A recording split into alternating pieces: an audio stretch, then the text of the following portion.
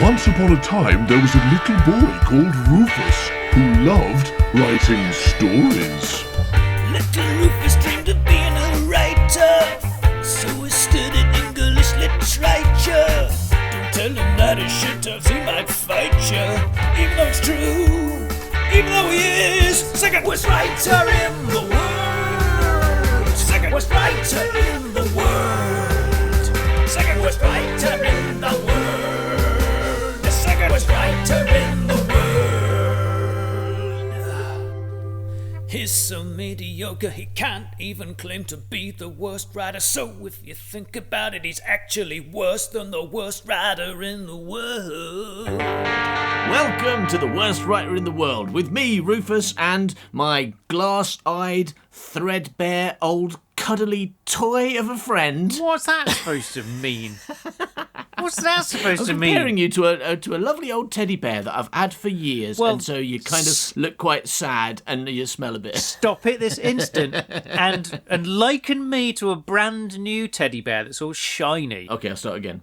Welcome to the worst writer in the world with me, Rufus, and my fluffy elephant from Hamleys of a friend. Howard Longer. Thank you to the British Comedy Guide for hosting this show. Thanks to our lovely patrons on Patreon for patronising this show. And thanks to you, Howard, especially you, for writing the things that go in this show, except for this week when I wrote it. Let's get on with the show, shall we?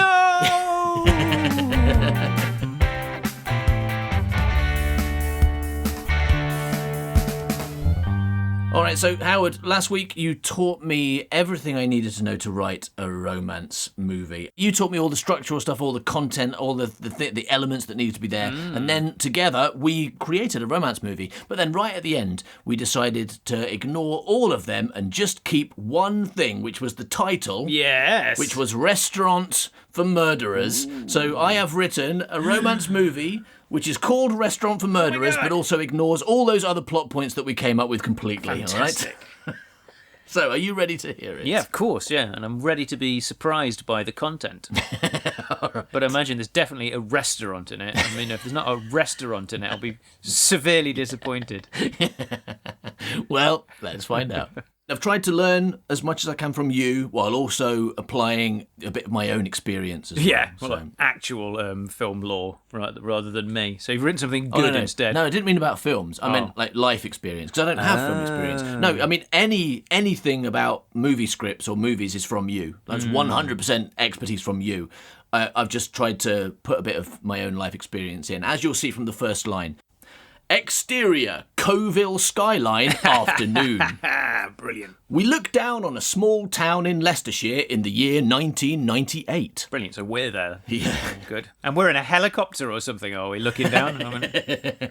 I don't know what it's like now, so I had to use, I had to set it in a time when we actually did live there, so I wouldn't get the details wrong. So that's why I set it in 98. That's good. So the shops are still open then. Yeah, it's no pandemic happening. It's all fine. Yeah. We look down on a small town in Leicestershire in the year 1998. There are lots of terraced houses and small shops and a squat library. It looks well rubbish. The sort of place you leave the moment you're 18 to go and live somewhere good like London or Crewe. Yeah, true.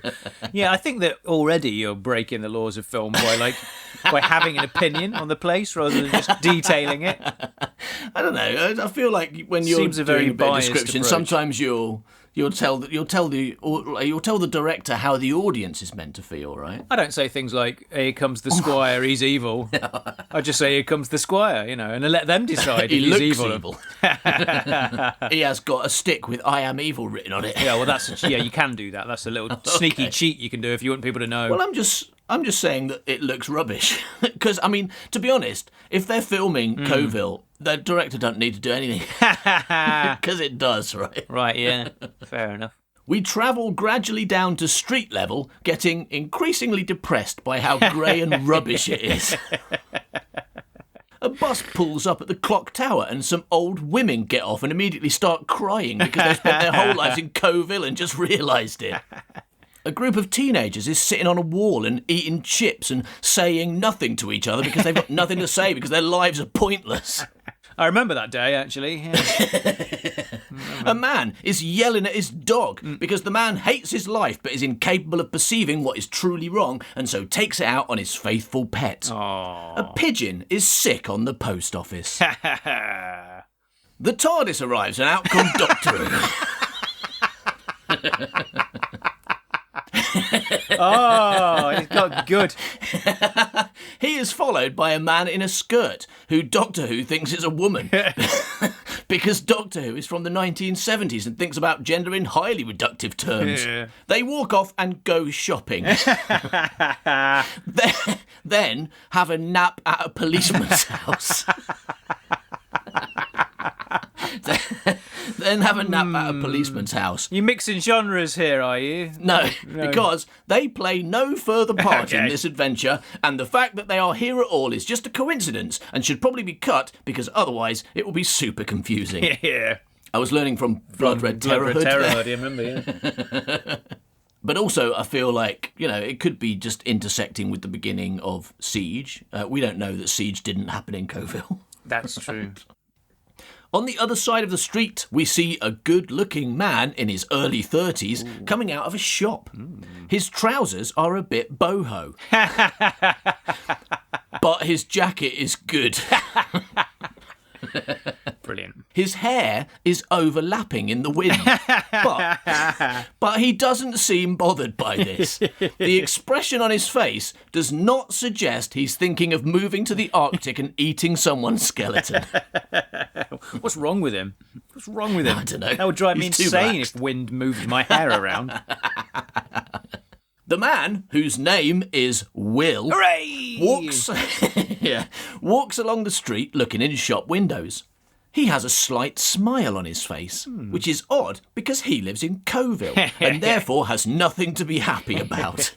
He wanders a bit more and then it starts raining, proving that just when you think life can't get any worse, it does. Within a few seconds, it's chucking it down good and proper. Will holds a newspaper over his cool but overlapping hair and runs along the street. He passes the library and a toy shop and a bank, but these are not what he's looking for. Then he comes to a cafe, peers through the steamed up window, then pushes the glass door and goes inside.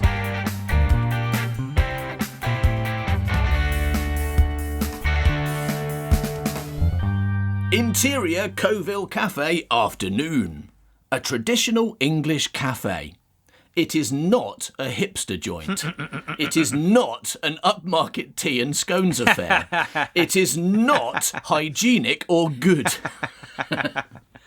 Brilliant. Learning from the best, you see. I mean, you could list some other things it's not as well. Don't feel you need to stop there.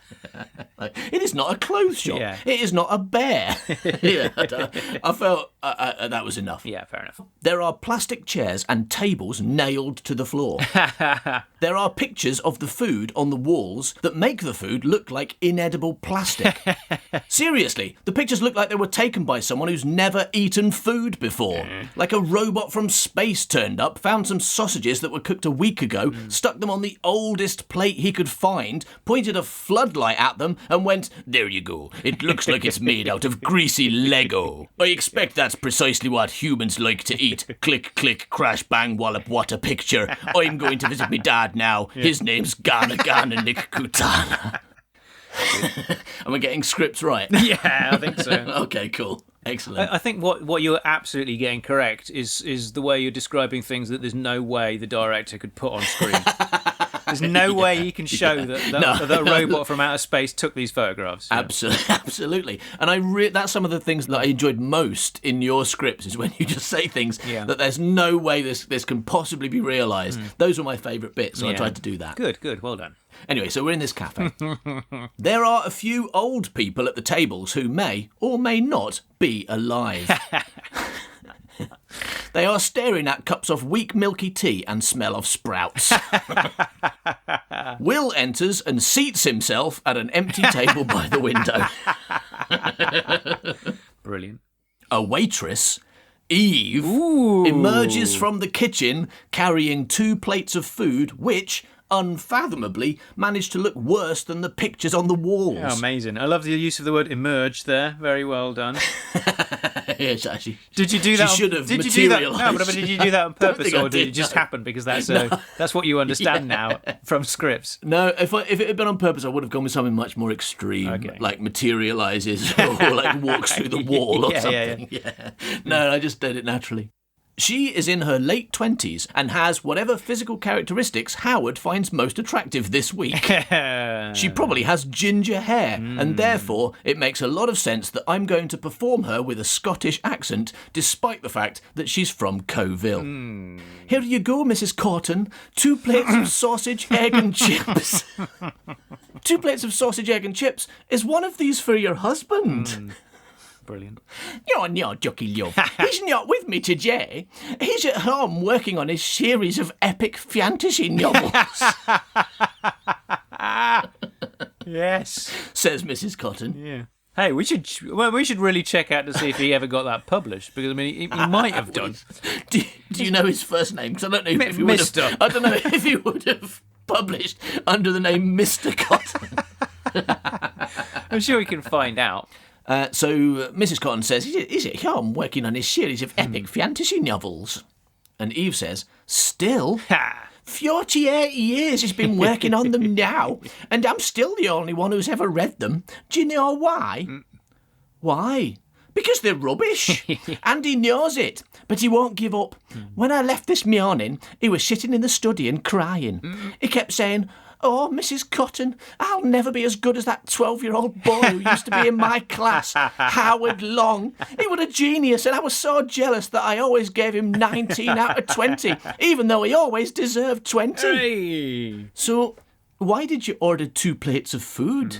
I'm hungry, ducky sweetheart. It's hard work being married to a frustrated writer who's jealous of a 12-year-old he taught 20 years ago. Now, give me them sausages and bring me some daddies. Why was I 12 in 1978? I got confused about... I added the 98 very late on and then didn't change the other details. When I started writing this, it was present day. Really, you're just trying to be mean. You're trying to tell me I look old. Using this script as a way to bully me. Yeah, accidentally, yeah, I am. Anyway, now give me them sausages and bring me some daddies. Eve fetches a bottle of Daddy's favourite brown sauce for Mrs. Cotton, because Mrs. Cotton has good taste in condiments and doesn't use ketchup like some kind of contemptible mouth loser or child. Good. Eve then walks over to Will's table and gets her notepad out. Ooh, sexy. She's gonna write some notes on love on that, is she? No, not on this occasion, no. Will, question. No, that's not going to happen. Yeah. That is not Annalisa, it's Eve. Nice weather for chickens. What? When I was a little girl, we had a pet chicken called John. John the chicken. And he used to love going out in the rain. John the chicken. Yeah, he'd get really excited when it rained. He'd stand at the window and go quack, quack until we let him out. Then he'd swim around in the pond and eat bread and explode. I might be remembering it wrongly. So, have you been out shopping? Will looks somewhat distressed by how chatty Eve is being. We can see from the expression on his face that he is usually reserved and private and doesn't much like talking to strangers.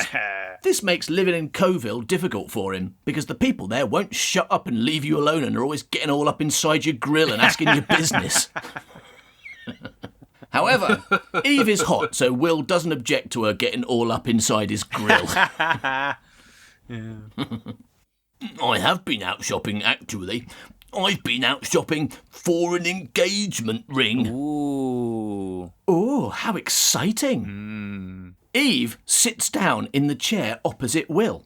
The expression on Will's face suggests that he is both surprised and thinking about his dead mum.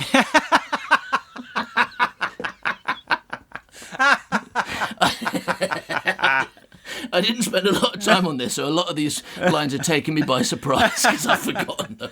Good. Yeah. Anyway, so the expression on Will's face suggests that he's both surprised and thinking about his dead mum. Eve says, show me then. And Will says, what? Will is momentarily confused because he was thinking about his dead mum. And now he thinks Eve wants him to show her his dead mum. The ring, stupid. Show me the ring. Oh, right, OK. Will digs around in his bag and pulls out a box that is unusually big for an engagement ring. I had it specially made because all the rings in the jeweller's didn't feel right. You know, just too impersonal. So romantic. Let's see it then. Can I try it on? Eve is beginning to give off manic pixie dream girl vibes. Seriously, why is she so relaxed and comfortable after meeting him 30 seconds ago? And who asks to try on someone else's engagement ring? And why has she got blue hair? Calm down, Eve, and stop being so whimsical. Good. Will opens the box and shows her the ring. Ooh, what is that? It's an engagement ring. Made of pork. Pork? I wanted it to be special, so I had it made from something I know she likes. She's always eating pork, chops, sausages, bacon. It's even her favourite crisp flavour. Pork flavour? Pork flavour crisp, yes. And the other night, when we watched Babe 2, Pig in the City, she kept going up to the TV screen and licking it. So I got her a pork ring, because I know she'll like it. You can't give her a pork ring. It's supposed to be gold, with a diamond on. But I've never seen her eat gold or diamonds. You don't eat it, you big handsome lummox. You wear it forever to celebrate your love feelings. Yeah. I think I know my own girlfriend better than some random woman who works in a wool shop. I don't work in a wool shop. I work here in this restaurant. But you are a woman. Yes. I think I know where women work better than some random woman who doesn't even know that she works in a wool shop. Mark my words, if you propose with a pork ring, the answer will be no. My whole plan hinges on the pork ring. Tonight is our anniversary, and I'm going to cook a romantic dinner of cheese sandwiches, and I'm going to hide the ring inside the sandwich so that she's surprised by it. Won't she just eat it and not realise, since it's made of pork? You raise an interesting point.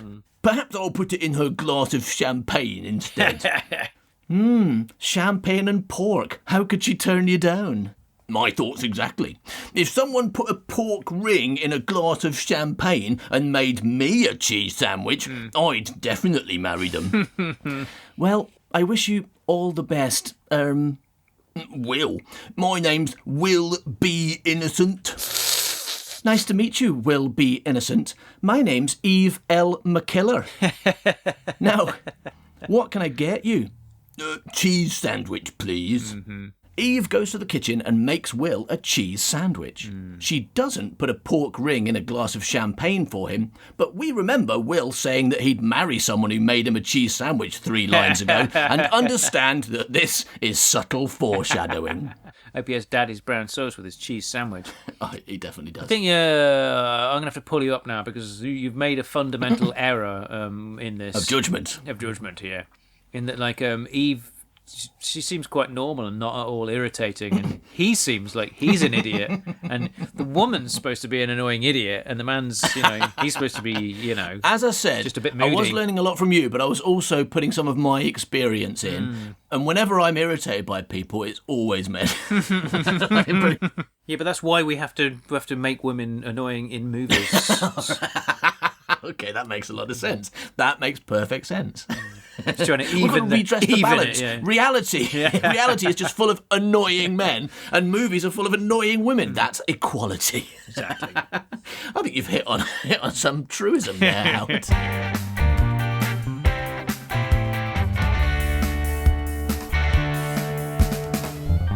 Next scene. Ooh. Interior, the cafe, night. Sexy. Eve is clearing up. There are no customers because the cafe is closed. Eve is probably mopping or something. Maybe she's got headphones on and is bopping to show that she's quirky and flexible. Yeah. From the expression on her face, we can see she is thinking about wool. That's a typo, though, right? It's supposed to say will. Right? No. She's thinking about wool. I think from the expression on her face, we can see she's thinking about wool. She hasn't fallen for him yet. They only just met. Got to take a bit of time. No, I think that's long enough. they had a meat cute because like there was some meat. It wasn't there. It was pork in this occasion. And they were both cute. Yeah. Yeah, okay. There is a knock on the glass door. Eve looks up, surprised. Through the door, we can see Will. He has obviously been crying, and this time not about his dead mum. Eve removes her headphones and unlocks the door. Will enters. Hi, Will. What are you doing here? You were right. I should have listened to you. What a fool I've been. Me? Right? Are you sure? That doesn't sound like me. What was I right about? I proposed to my girlfriend. It was just like in the movies. I got down on one knee. I said her full name, including her middle name for some reason, like they do in the movies. I said, Jane, wool shop, woman one. Will you marry me? Her name's Jane Woolshop Woman One. No, but she's never told me her full name, and I knew I had to use it, including the middle name, because that's what they always do in movies, so I just made one up. The woman you proposed to has never told you her full name. Correct. So you made one up to use in your proposal? That's right.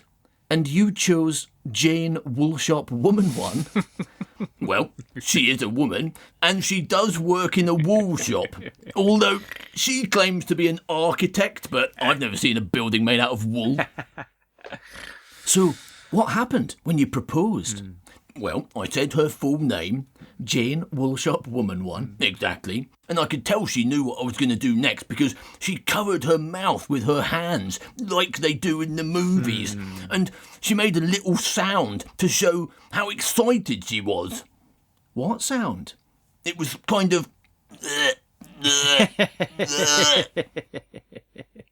Okay.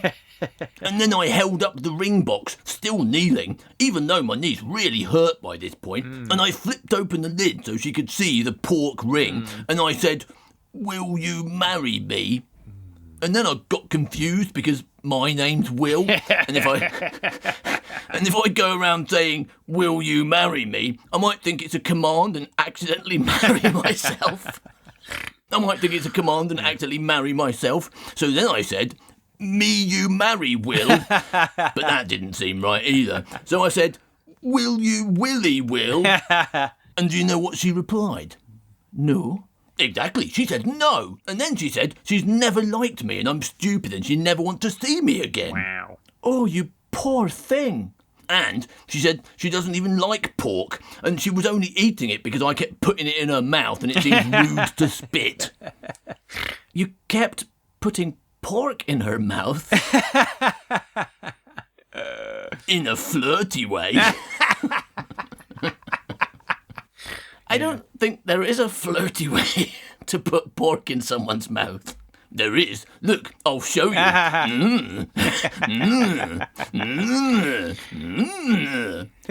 What are you doing, Will? Porking you. See, I told you it was flirty. It really isn't. Why are you here, Will? This cafe is closed. I was upset and I had nowhere else to go. Really? But we only met this afternoon and that was only a few minutes. And I was just serving you in my job as waitress. Wool shop worker. Waitress. Agree to disagree. Do you not have any friends? No, I was in a relationship. I didn't need friends. True, good. This is very observant. Observation, yeah. I've seen how people in relationships act. Oh, dear. Well, listen, I've got to go somewhere in a few minutes. Everyone abandoned me. But listen, you could come with me, if you like. Ooh. Yes, that sounds nice. Where are you going? I've got a job on. A wool job? No, it's not a wool job. Are you sure? It probably is. I expect you just haven't realised yet. It's not a wool job, Will. I'll tell you what, while we walk there, you can try and guess what my secretive second job is. Is it wool job? No. Wool job? No. They leave together. Eve locks the door, leaving the restaurant lights on and the mop still standing in the bucket. We understand that she is neglecting her work to spend time with Will and find the image of the empty cafe highly significant and suggestive.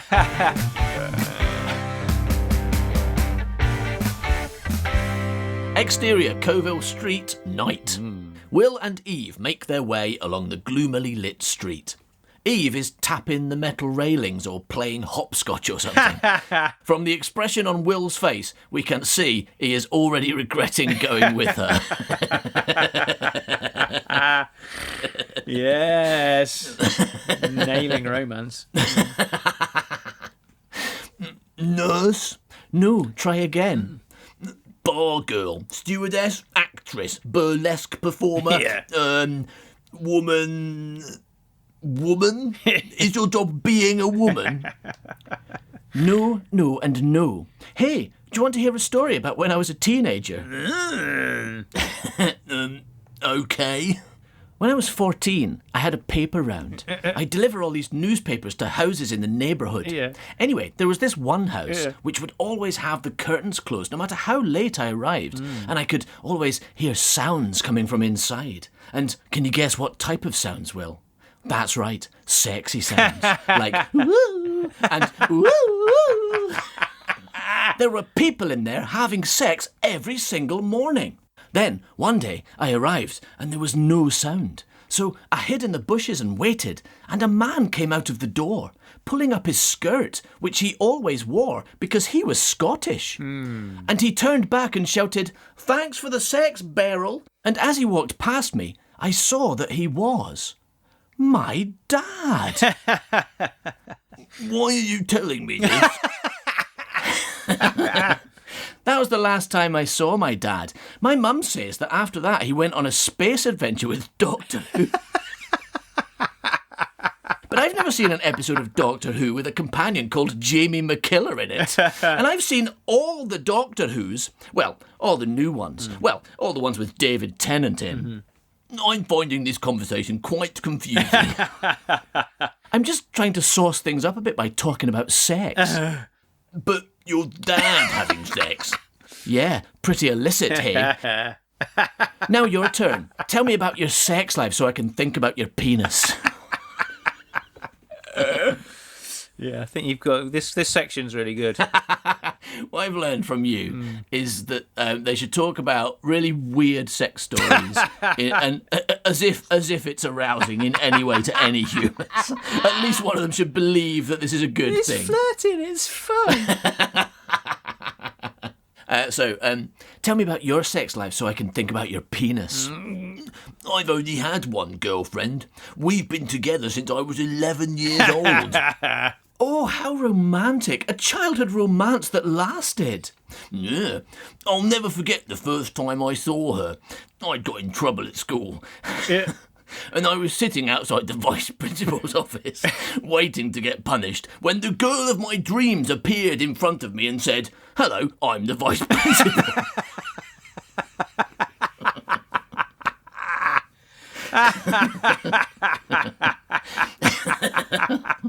So weird. Sexy. Oh, look, we've arrived. What a shame I won't get to hear any more of your romantic story. They stop outside an expensive-looking house and look at it. Exterior, big expensive house, night. So, you ready to help me? I don't know what we're doing here yet. What are you, a babysitter? Here, you'll need these. Eve opens her bag and takes out a metal baseball bat and a gun. She hands them to Will.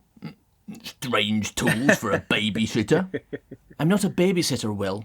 I'm an assassin. Wow. And I've been paid to murder everyone in this house. So, are you going to help or not?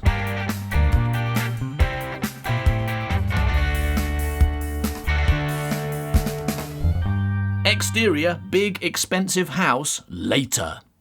Wow, that was really exciting. What a thrill. I've never felt so alive. You might have gone a bit over the top in there, Will. There was no need to murder the dogs. You said kill everyone. I didn't say beat the Shih Tzu to death with a baseball bat, though, did I? I think it was implied.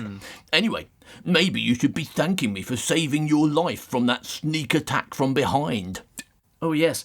Thanks, Will, for saving me from that hamster that I hadn't noticed behind me, locked in a cage and asleep under some hay. I shot him right in his hamster face. Will's phone rings. This is where you can tell that I changed the date at the last minute and didn't read the script again, because Will's now got a mobile phone in 1998. Will's really old, big mobile phone. He could have been an early adopter of a mobile phone. Yeah, he must have been, yeah. He takes it out of his pocket and looks at the screen. It's Mrs. Stevens. Who? My girlfriend, Mrs. Stevens. He answers the call. Hello, Mrs. Stevens. Yes, of course I'm alone. Really? You do? I'll be right there. Will hangs up. That was Mrs. Stevens. She's changed her mind. She says she wants to marry me and eat pork after all. I can see that, like, you know, when you didn't do any second drafts of this, did you? Because it's like usually we're like, no, actually, yeah, he was dating. He didn't know her surname, but now it's the vice principal, and he does know her surname specifically. Yeah. Only also, that all she of a was an sudden. architect at one point, and then she became the vice principal. There's so very much. I'm trying to channel First Draft Howard. Yeah, no, by fair not enough. reading it. Yeah. Not changing things. Yeah, it's good. I'm not dissing you. I'm complimenting you. Thank you. No, I'm trying to live up to you. Because, you know, it keeps people on the toes, and it gives people something to talk about after. They're like, hold on a second, didn't he not know her surname? And wasn't she an architect? And she was called Jane Woolshop Woman. But now she's called Mrs. Stevens. Yeah, it's good stuff. Twist, isn't it? It's narrative twist. Exactly. Like, Yeah. you weren't expecting her to suddenly be called something else and have a different job. Yeah, exactly. Yeah, it's not shit continuity. It's a twist. That is basically what people think in these days, isn't it? They go, yeah, and it's not an amazing twist. You just lied to us for 90 minutes and then said you changed the story. Actually, she's called Mrs. Stevens and is a teacher. Yeah. You thought she was called Jane Woolshop Woman, was an architect, because I told you she was. But it turned out she wasn't, because I was lying. Yeah. Anyway, so Will got the phone call. She changed her mind. She says she wants to marry me and eat pork after all. Oh, that's nice. I'm happy for you, Will. I'm happy for me too. Well, it's getting late. I suppose it's time I was getting to sleepy bibos. Yes, it's after my sleepy bibos time as well. Thanks for the exciting murder spree. See you later. Will runs off to marry his elderly girlfriend. You see, what I'm trying to do here, this is the low point, right? They've had their high, but this is the moment of crisis. It is, yeah. When it all seems to be going wrong for our protagonist couple. Yeah, except neither of them seem that bothered by it. But I mean, in fact, he seems quite happy. Oh yeah, he's happy. But let's see how our true point of view protagonist Eve reacts to this. Will runs off to marry his elderly girlfriend. Eve says, "Yes, see you, Will." Eve turns and walks away from the camera. It starts snowing and a sad song plays. Brilliant. It starts snowing and a sad song plays. Probably an 80s song on a single guitar, all slow. Not Chaz and Dave, though. That's not gonna sound maudlin, even if you do slow it down. Can't play Snooker Loopy or poor old Mr. Woogie on a plucked ukulele at a moment of deep emotion like this, Trevor. I don't know. I think if you used a piano and you got Lily Allen to do it, like with a John Lewis advert, you could probably go like Snooker Loopy, nuts are we. Okay. What you'd have to do is put so much reverb on the voice that you really can't tell what she's singing. Because if you can hear the words, it's going to be ruined. You're like, why is she singing Snooker Loopy? That's weird. We're all snooker. Why is she singing about loving snooker in that really sad way? That's really odd.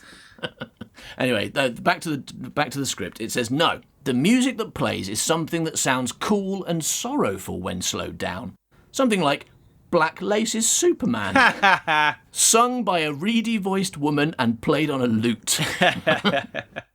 Anyway, the music reflects that it is a sad moment because we thought Will and Eve were going to bone, but then they didn't. While the slowed-down version of Superman by Black Lace plays, we see a montage of Eve looking melancholic in various situations. She combs her hair in the mirror. She sleeps. She goes for a walk. She sprays. She rings the bell. She waves her hands. Come on, wave your hands. She Supermans. Good. It's a good montage. We see Eve going through the motions of her daily routine, but she doesn't seem as cheerful, manic or pixie-like as she did before. We see her mopping the cafe floor and bringing plates of sausages to Mrs. Cotton. Maybe she has dyed her blue hair black for symbolism. Occasionally, Eve looks at the door a bit sadly. We get the impression that she fell for Will far too quickly and is now pining for him. The audience is fine with this because they think straight people falling in love is the most wonderful thing in the world and don't question it, stupid audience. But they seem so right for each other. They have such chemistry. We see Eve doing her other job, which is murder, also with a miserable expression on her chops. Yeah. At one point, she rips a man's heart out with her bare hands and then holds it to her chest and cries. We understand that this is a powerful visual metaphor and we cry too. The music swells. We comb our hair. We wave our hands. We Superman. Yeah. You can't really tell the audience to cry, though. But how will they know? I mean, I feel like there's no way anyone's crying at that scene unless I tell them. Well, you can tell them, but you've got to put a subtitle, cry. Cry now. Yeah. No, well, the subtitle's going to say comb your hair, wave your hands, come on, wave your hands, Superman. Yeah, and then cry. So and when I've got them doing that, yes. I'll also put cry in, and that's how that's going to work.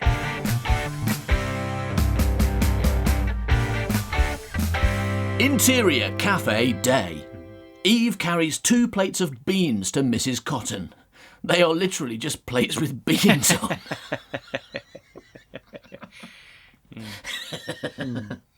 Here you are, Mrs. Cotton. Are you sure you don't want some toast or something? Oh, no, Ducky Sweet Banana. I'm in a bean mood today, not a toast mood. 2 plates of beans will be plenty, thank you. No, Mr. Cotton again? Oh, that man. I've had enough of him, I don't mind telling you. Do you know what he called me this morning? He called me pure, fat, stupid Mrs. Cotton. The only reason I'm pure is because he's meant to be the breadwinner and he spends all his time writing rubbish books about elves and wizards. Or complaining about how his book will never be as good as Blood Red Terrorhood by Howard Long. Hooray! I'm starting to wish I'd never married him in the first place. Wow. Have you thought about employing someone to murder him? I should be so lucky. I can't afford a murderer on his wages. That's a good line. Hey, maybe someone will give you a discount. Eve hands a business card to Mrs. Cotton. It says Eve L. McKiller, cut price murderer on it. While Mrs. Cotton is searching through her massive handbag for her reading glasses, the door to the cafe opens and Will enters. Hooray! You did it! You! Tell the truth! Admit it! What are you talking about, Will? You killed her! You murdered the love of my life! Mrs. Stevens! Will, be quiet, please.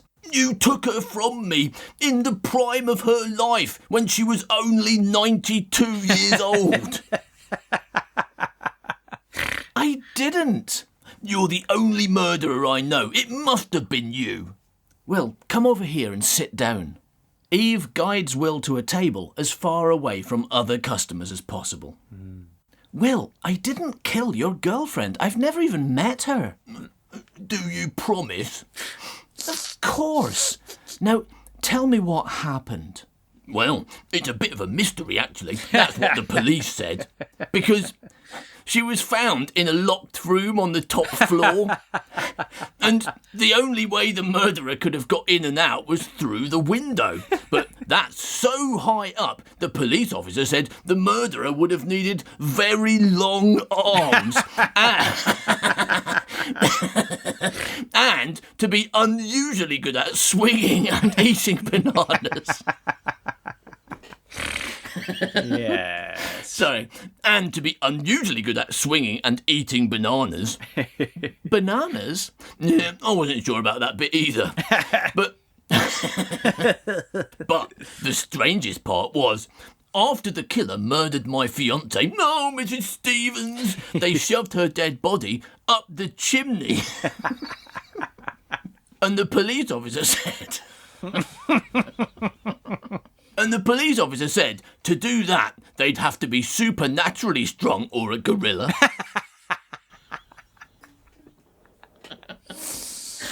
Yeah.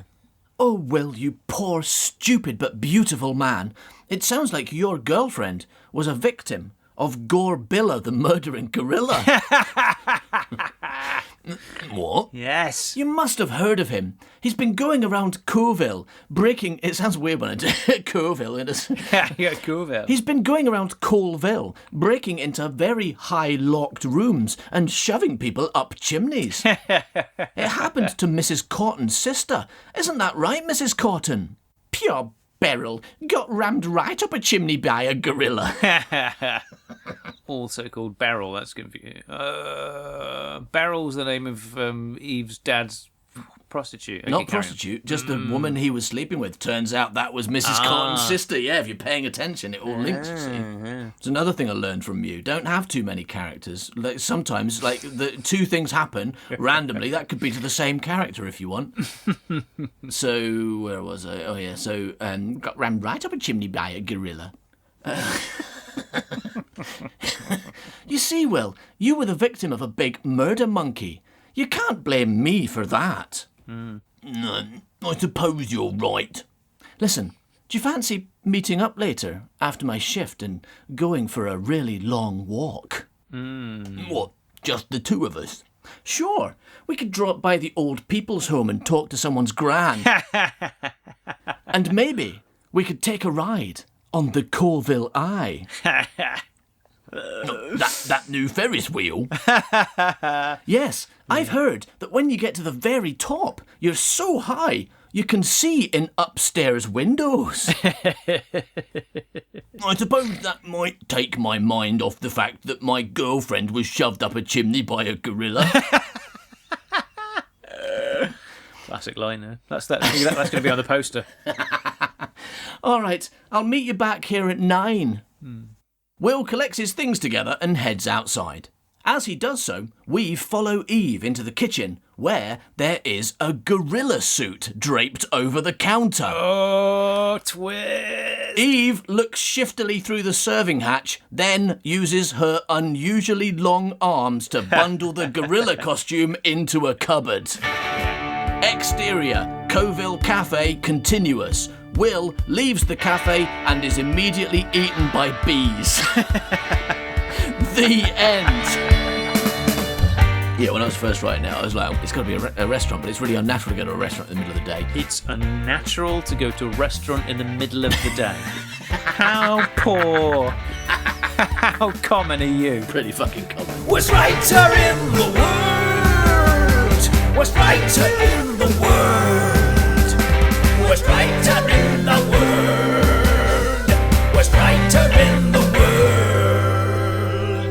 Thank you for listening to this episode of The Worst Writer in the World. If you'd like more, you can get it really, really cheap from us by joining the Secret Gang on Patreon for as little as $2 a month and immediately getting access to loads more audio episodes. And if you really desperately don't want to give us money because you secretly hate us or money, then why not join our Facebook group, which is free, or, follow us on Twitter or Instagram. We're on there as well. We tend to be called Worst Writer Show. Or you could, if you're feeling particularly generous but not in a money way, just tell someone about this show and suggest that they listen to it too. Maybe, your friends or your family or your, dog or something, but not your dog. No, don't tell your dog. He'll eat it. But, knowing you, listener, you've probably got a rubbish blog. You could post about it on that. You could write a nice review about us. Maybe if you could. You might write for Manchester Online Weekly or something. You could. I don't know. What was that where someone said good podcast to listen to when you're walking next to a canal? I don't know. That was Canal Walks Weekly. Yeah, Canal Walks Weekly. That was really nice. I was really pleased about that. Yeah, because it's true. If there's one ideal place to listen to our show, it's next to a canal or in a canal. Those are the two best places, all right? Yeah, or if you haven't got your own rubbish blog, as how it predicts, you could. No, you don't need to, because you can write reviews really easily on pretty much on loads of podcast apps, on the internet, on places like Facebook and Apple Podcasts and all that kind of guff.